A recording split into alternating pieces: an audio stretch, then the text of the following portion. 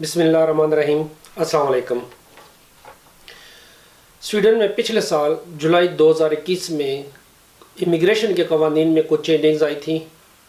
उन चेंजिंग्स का जो इम्पैक्ट, जो असर, वो अभी तक जारी है और बाज़ जगह पे तो अभी तक लोगों को समझ नहीं आ रही कि कवानीन हैं क्या और इनमें तब्दीली क्या आई है और क्या होने जा रही है और क्या वाक़या हो चुकी है।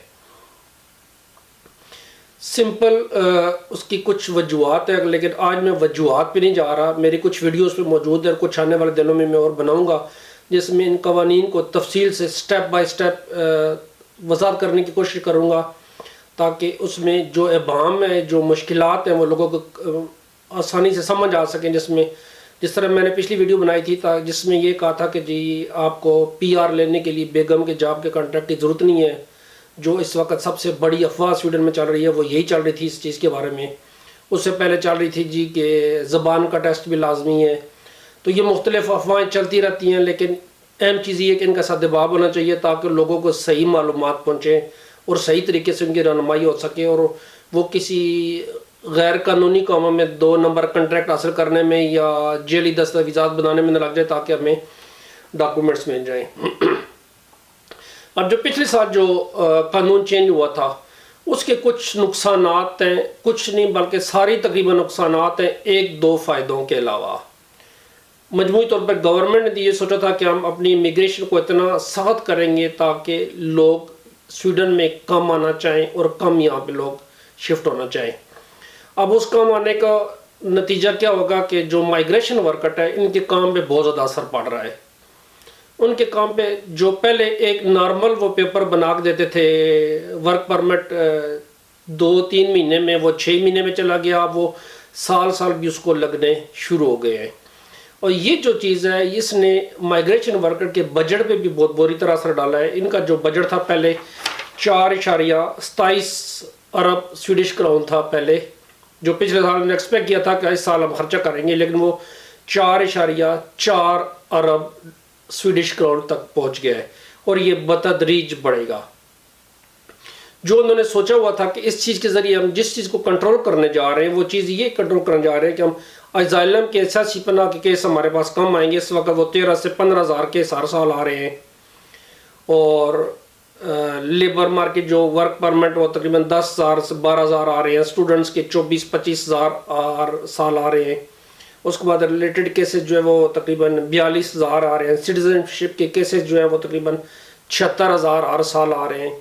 तो इन पर वो कुछ कंट्रोल करना चाह रहे थे ताकि नए आने वालों की स्वीडन में हौसले शिकनी हो और जो पुराने रहने वाले हैं वो अपने आप को ठीक तरीके से डाल सकें। उसमें जो सबसे अच्छी चीज़ जो गवर्नमेंट कंट्रोल कर रही है वो सोशल्स पे कंट्रोल कर रही है। जो बेनिफिट्स दे रहे हैं उन चीज़ पे कंट्रोल करते जा रहे हैं ताकि लोगों को सोशल की तरफ जाने में मुश्किलात का सामना हो और जो यहाँ पे रह रहे हैं वो रेगुलर तरीके से काम के ज़रिए अपना गुजारा करें, ना कि सोशल से और इमदाद से वो अपने गुजारे की तरफ जाएं। ये चीज़ सबसे ज़्यादा अफेक्ट करती थी। जो अजाइलम सीकर्स थे, जो सियासी पनाह वाले थे, वो लोग सोशल बहुत ज़्यादा ले रहे थे। अब गवर्नमेंट ने उन पर कट्स लगाई हैं ताकि वो लोग इस तरीके भी आए।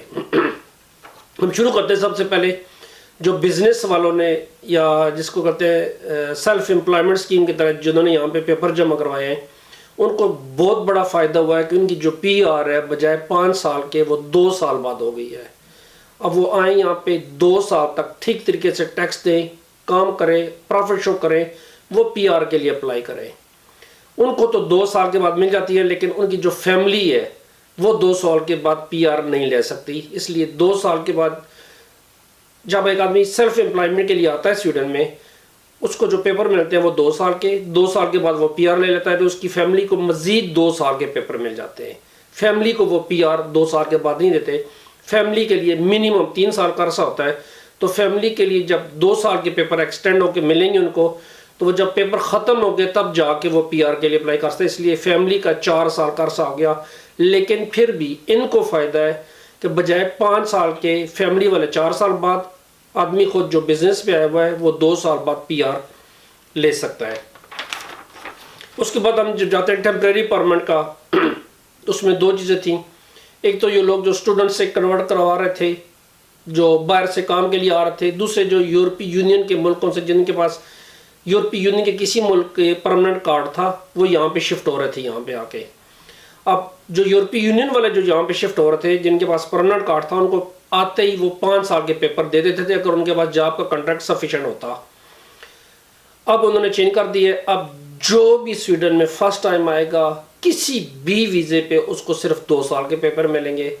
2 سال کے بعد جا کے پھر وہ 2 سال کے لیے اپلائی کرے گا، پھر وہ جا کے 2 سال کے اپلائی کرے گا، تو 5 سال مکمل ہونے کے بعد وہ پی آر اپلائی کر سکتا ہے۔ اب یہ ہوتا یہ تھا کہ ہر سال تقریباً 10,000 کارڈ لوگ اپلائی کرتے تھے اس کارڈ کے لیے۔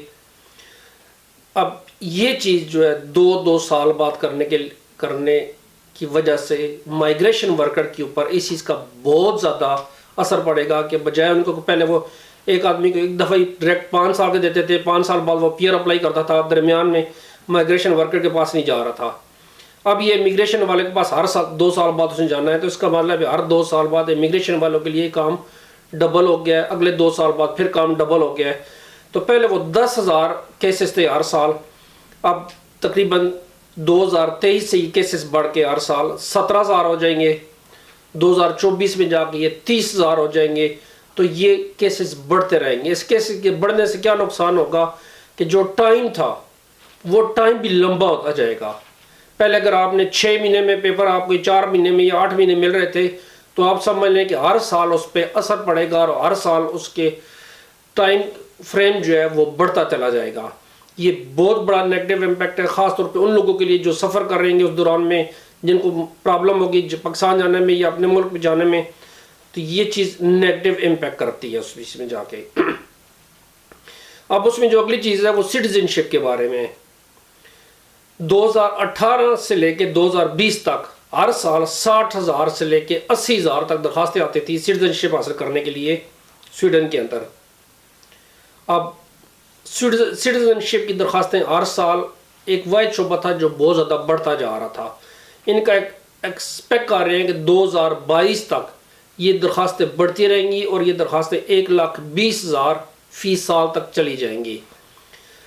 اس کی وجہ کیا ہے کہ جو لوگ ازائلم کے لیے آ رہے تھے، سٹیزن شپ لے رہے تھے، جو لوگ دوسرے ملکوں سے آ رہے تھے پی آر کے بعد فورن سٹیزن شپ لے رہے ہیں، اب جن کو پی آر کے جو ریکوائرمنٹ ہے سخت ہونے کی وجہ سے ان کو پی آر نہیں ملے گی، تو 2022 کے بعد یہ تعداد 1,20,000 سے پھر کم ہونا شروع ہو جائے گی، اور 2025 تک یہ تعداد پھر واپس 50-60,000 تک یہ واپس آ جائے گی، جو کہ یہ سمجھ لے کہ جو لوگوں کے لیے ایک جھٹکا ہے بہت بڑا کہ شریعت کا قانون اپنی جگہ پہ وہی ہے جو پہلے ہے، لیکن چونکہ آپ کو شریعت حاصل کرنے کے لیے پی آر چاہیے، تو پی آر کا قانون بہت سخت ہو گیا ہے، تو لوگ جب تک پی آر حاصل نہیں کریں گے تب تک وہ شریعت حاصل نہیں کر سکتے، اس لیے شریعت کی درخواستیں میں کم ہوگی۔ لیکن اس کا یہ سارے نقصانات ہیں، اس میں جو ایک چیز فائدہ ہے وہ یہ جب آپ شریعت اپلائی کریں گے تو وہ آپ کو بہت جلدی مل جائے گی، کیونکہ وہ اپنے ریگولر ٹائم کے اندر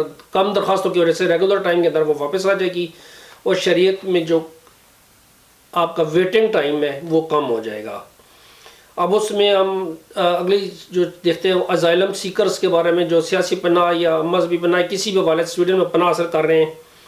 اب 13,000، جس طرح میں نے پہلے بتایا کہ 13,000 درخواستیں پر ایئر آتی ہیں، 13 سے 15,000، 20 سن 2000 میں یہ تقریباً 13,000 تھیں۔